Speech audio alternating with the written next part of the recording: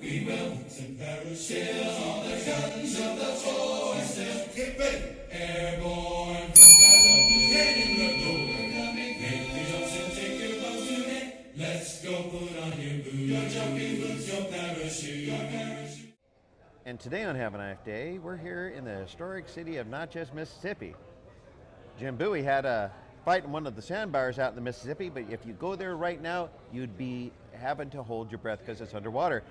So instead of that, we're here at the Antique Bowie Knife Association show, and Jason Baldwin has wore many hats. He's not wearing one right now, but we're going to have an opportunity to look at this knife. Now, this knife comes and was at the Battle of San Jacinto, which is part of Texas independence. Jason, tell us about this beautiful knife footage. My name's Jason Baldwin. I'm a past president of the Antique Bowie Knife Association and past editor of the journal. This is a cool knife. Its history, it was purchased from the family of the soldier that picked it up at the Battle of San Jacinto. That was where Texas won their independence from Mexico, and this knife was actually sold through auction high noon, and all the history was lost. The family of the fellow that purchased it lost all the paperwork. I happen to have had a partner in the knife, and I have a copy of all that information. Pam Crump, Lucas Crump is who I bought it from. His great-great-grandfather, McGreedy Montgomery's the soldier that found it. So this was a battle trophy. This is a battle find, yep. They got it off of a Mexican soldier, and you can Google Alfred Hunter Bowie knife, Pam Crump, and their website with a lot of this information still comes up today. That would explain the Spanish notch.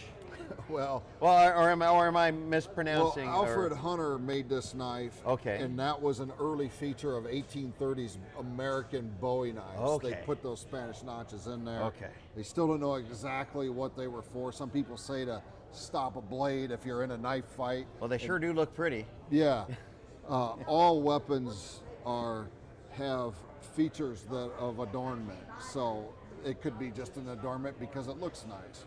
We really don't know, but being a knife fighter yourself, you might have an opinion on that. Well, if somebody's knife happened to fall in that and it caused them to lose, well, I would tell you that, of course, I put it there for that.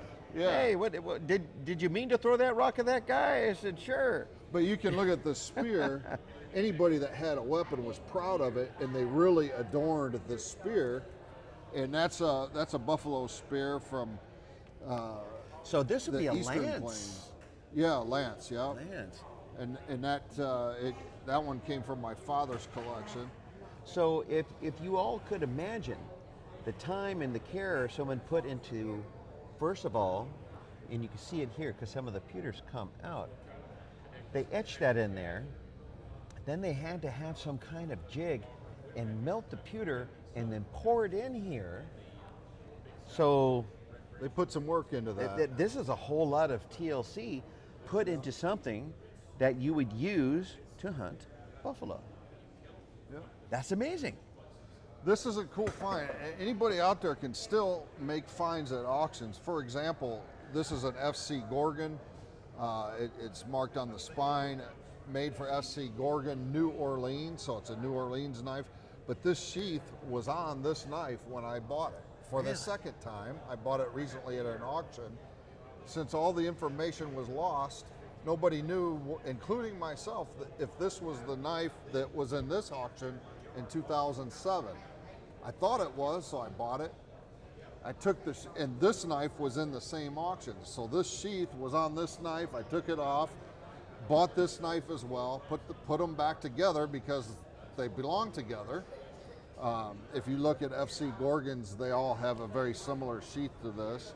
So the sheath for this one, I'm still looking for it. It's lost to time and wherever it was lost. So anybody that's a collector, let your family know which pieces go to which pieces and keep them together. There's a joke where a guy told his wife he purchased a pistol or a rifle for a certain amount of money, and she needed some money, so she took it and she pawned it, and she told him how much she pawned it for, and then he fell over.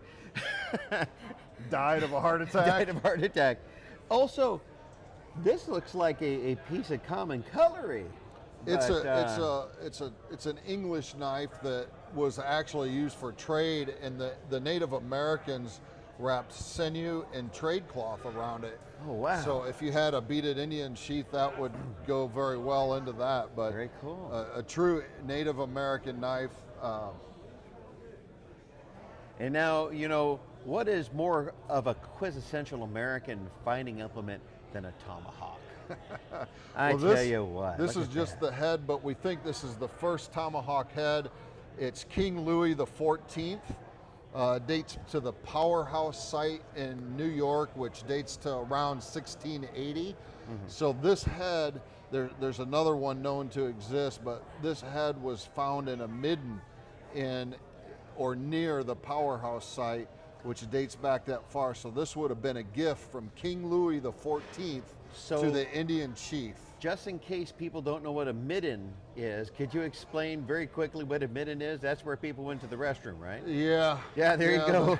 Somebody threw it away there, but you know what? That's their loss is our gain. Yeah. But this is it could be one of the first tomahawk heads that exists. What is that? Is that made out of brass? It's probably brass. The French loved this color and used it. For example, Dufio was a Frenchman who was trained in France, and some of his knives are the most collectible. He's also moved to New Orleans, but he's from France. And I wrote an article on his knives often have brass cross guards or pommels.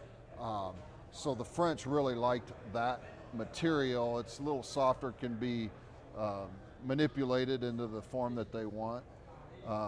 So that's a good rare piece.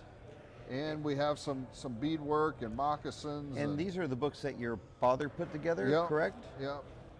So you grew up in a household where history was very present, and the collecting of it, making sure it was enshrined in a place where it could be appreciated, because history should be appreciated.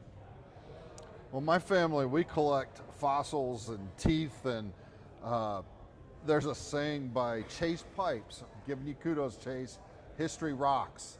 It does. It does. I have some jokes, but I'll tell him you off the camera too.